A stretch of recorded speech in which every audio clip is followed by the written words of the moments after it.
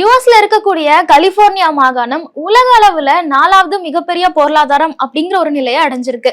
அதுலயும் குறிப்பா ஜப்பானை ஓவர்டேக் பண்ணி ஜப்பானை விட சிறந்த பொருளாதாரமா இந்த கலிபோர்னியா தன்னை நிரூபிச்சிருக்கு. அப்படி இருக்கும்போது கலிபோர்னியாவுக்கு இந்த ஒரு நிலையை அட்டைன் பண்றதுக்கு என்னெல்லாம் பொட்டன்ஷியல்ஸ் இருக்கு, உலகத்திலேயே 4வது மிகப்பெரிய பொருளாதாரம் அப்படின்னு நம்ம பேசும்போது மற்ற 3 நாடுகளா என்னெல்லாம் இருக்கு, இந்தியா இந்த லிஸ்ட்ல எந்த இடத்துல இருக்கு அப்படிங்கறதெல்லாம் தான் இந்த வீடியோல டீடைலா பார்க்க போறோம். இந்த டேட்டாவை நமக்கு எப்படி கிடைக்குது அப்படின்னா, இன்டர்நேஷனல் மானிட்டரி ஃபண்ட் அதாவது IMF அப்படிங்கிற ஒரு அமைப்பும் US bureau of economic analysis அப்படிங்கிற 2 அமைப்பும் சேர்ந்துதான் இந்த ஒரு டேட்டாவை எடுத்திருக்காங்க. இந்த சர்வேல என்ன குறிப்பிடுறாங்க அப்படின்னா, கலிபோர்னியாவோட பொருளாதாரம் ரொம்ப வேகமா வளர்ந்துட்டு இருக்கு. உலகத்திலேயே தலை சிறந்த பொருளாதாரமா மாறதுக்கான எல்லா தகுதிகளுமே கலிபோர்னியாவுக்கு இருக்கு அப்படிங்கறத குறிப்பிட்டிருக்காங்க. அது மட்டும் இல்லாம இப்போ வரைக்கும் 4வது மிகப்பெரிய பொருளாதாரமா இருந்த ஜப்பானை கலிபோர்னியா ஓவர்டேக் பண்ணிருக்கு அப்படிங்கறதையும் இந்த சர்வேல குறிப்பிட்டிருக்காங்க. கலிபோர்னியாவோட GDP அப்படின்னு பார்க்கும்போது $4.1 trillion எக்கானமியா கலிபோர்னியா இருந்துட்டு இருக்கு. அப்போ ஜப்பானோட ஒரு நிலை என்ன அப்படின்னு பார்க்கும்போது $4.02 trillion எக்கானமியா ஜப்பான் இருந்துட்டு இருக்கு. சோ இந்த சூழ்நிலையில தான் ஜப்பானை கலிபோர்னியா ஓவர்டேக் பண்ணிருக்கு அப்படின்னு குறிப்பிடுறாங்க. சரி, மத்த 3 நாடுகள் எதெல்லாம் அப்படின்னு பார்த்தோம்னா, US முதல் இடத்துலயும், சைனா 2வது இடத்துலயும், ஜெர்மனி 3வது இடத்துலயும் இருக்கிறாங்க.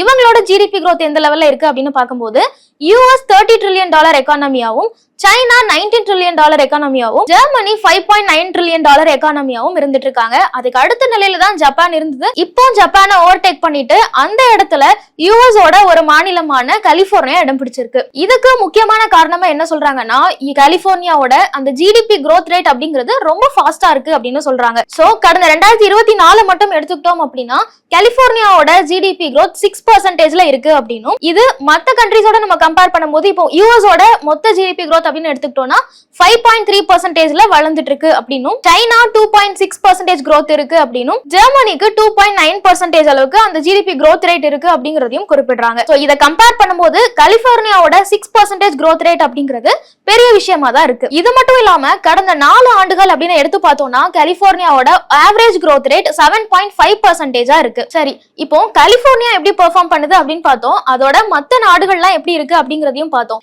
இந்தியாவும் ரொம்ப வேகமா வளர்ந்துட்டு இருக்கிற ஒரு நாடுதான்.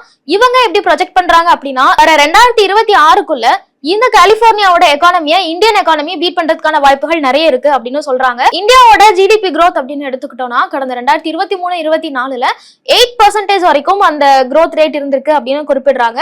சோ வேகமா வளர்ந்துட்டு வர ஒரு பொருளாதாரம் அப்படிங்கிறதுனால 2026க்குள்ள கலிபோர்னியாவோட எக்கானமியை இந்தியன் எக்கானமி பீட் பண்ணும் அப்படின்னு சொல்றாங்க. ஆனா என்னதான் பீட் பண்ணாலும் கூட இந்தியாங்கிறது ரொம்ப பெரிய நாடு, ஆனா கலிபோர்னியா ரொம்ப சின்ன ஒரு மாநிலம். இத கம்பேர் பண்றது அவ்வளவு சரியா இருக்காதுனாலும் கூட இந்தியா இந்த ரேஸ்ல நல்லா ஆக்டிவா பார்ட்டிசிபேட் பண்றாங்க அப்படிங்கறத நம்ம தெரிஞ்சுக்கலாம். இப்போ கலிபோர்னியாவோட பொட்டன்ஷியல் என்ன, எப்படி அவங்களால இப்படி வளர முடியுது அப்படின்னு நம்ம தெரிஞ்சுக்கும் போது கலிபோர்னியாவோட கவர்னர் கெவின் நியூசம் இதுக்கு நிறைய கான்ட்ரிபியூட் பண்ணிருக்காரு.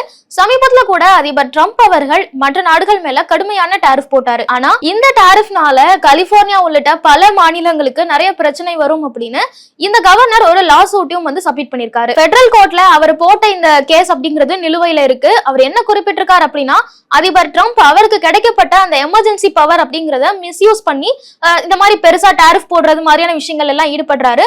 இது மாநிலங்களுக்குலாம் நல்லது இல்ல. இதனால மாநிலங்கள் கடுமையா பாதிக்கப்படுறதுக்கான வாய்ப்புகள் இருக்கு. மாநிலங்களுக்கு மட்டும் இல்ல, அங்க இருக்கக்கூடிய மக்களுக்கும் கன்சியூமர் பேஸுக்கும் அங்க நடக்கக்கூடிய பிசினஸுக்குமே இது பெரிய ப்ராப்ளமா ஆகும் அப்படின்னு ஒரு கேஸையும் ஃபைல் பண்ணிருக்காரு. ஓவராலா பார்க்கும்போது இந்த பிரச்சனைனால யூஎஸ்க்கு $100 பில்லியன் வரைக்கும் இழப்பீடு ஏற்படுறதுக்கான வாய்ப்புகள் இருக்கு அப்படிங்கறதையும் இந்த கவர்னர் கோட் பண்ணிருக்காரு.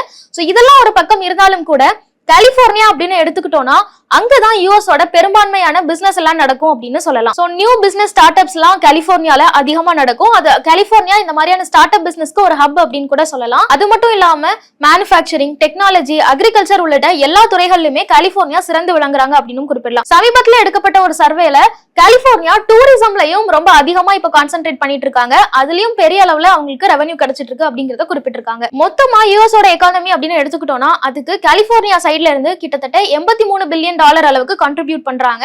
சோ ஃபெடரல் கவர்மெண்ட்டுக்கு இவ்வளவு கான்ட்ரிபியூட் பண்றாங்க. ஆனா கவர்மெண்ட் கிட்ட இருந்து கிடைக்கிற எய்ட் இவங்களுக்கு கம்மியா தான் இருக்கு அப்படின்னு சொல்றாங்க. சோ ஓவராலா யூஎஸ் எக்கானமி growthக்கு கலிபோர்னியா எவ்வளவு கான்ட்ரிபியூட் பண்றாங்க அப்படின்னு பார்க்கும்போது கவர்மெண்ட் கிட்ட இருந்து கலிபோர்னியாக்கு கிடைக்கக்கூடிய ஃபண்ட்ஸை விட $83 பில்லியன் அளவுக்கு இவங்க அதிகமான அளவுக்கு இவங்க யூஎஸோட growthல கான்ட்ரிபியூட் பண்றாங்க அப்படிங்கறதையும் குறிப்பிடுறாங்க. அது மட்டும் இல்ல யூஎஸ்ல இருக்கக்கூடிய மிகப்பெரிய அக்ரிகல்ச்சர் ஹப் அப்படின்னா அது கலிபோர்னியா தான். அதே மாதிரி இவங்களோட மேனுஃபேக்சரிங் செக்டரும் ரொம்ப பெருசு. கிட்டத்தட்ட 36,000 மேனுஃபேக்சரிங் என்டர்பிரைசஸ் வந்து கலிபோர்னியால இருக்கு. அதுல 1.1 மில்லியன் கலிபோர்னியன்ஸ் அவங்க வேலைக்கு அமர்த்திருக்காங்க அப்படிங்கறதையும் குறிப்பிடுறாங்க. கலிபோர்னியா பொறுத்த வரைக்கும் அதை கோல்டன் ஸ்டேட் அப்படின்னு குறிப்பிடுவாங்க. இதுல இன்னொரு முக்கியமான விஷயம் என்ன அப்படின்னு பார்த்தோம்னா நிறைய இந்தியர்கள் இந்தியால இருந்து கலிபோர்னியாவுக்கு என்ஆர்ஐயா போய் அங்க ஒர்க் பண்ணிட்டு இருக்காங்க. அங்க இருக்கக்கூடிய மேனுஃபேக்சரிங் டெக் உள்ளிட்ட நிறைய துறைகள்ல இந்தியர்களும் இருக்காங்க அப்படிங்கறத நம்ம பார்க்க முடியுது. ஓவராலா குளோபல் எக்கானமில ஜப்பானை பின்னுக்கு தள்ளிட்டு அந்த இடத்தை யூஎஸ்ல இருக்கக்கூடிய ஒரு மாநிலம் பிடிச்சிருக்கு அப்படிங்கிறது எல்லாராலையுமே ரொம்ப ஆச்சரியத்தோட பாக்குற ஒரு விஷயமா தான் இருக்கு. மேலும் ஈடி தமிழ் சேனல்ல வரப்போகும் பிசினஸ் மற்றும் அது ரிலேட்டடான வீடியோவை பார்க்க உடனே கீழே இருக்க சப்ஸ்கிரைப் பட்டனை கிளிக் பண்ணுங்க.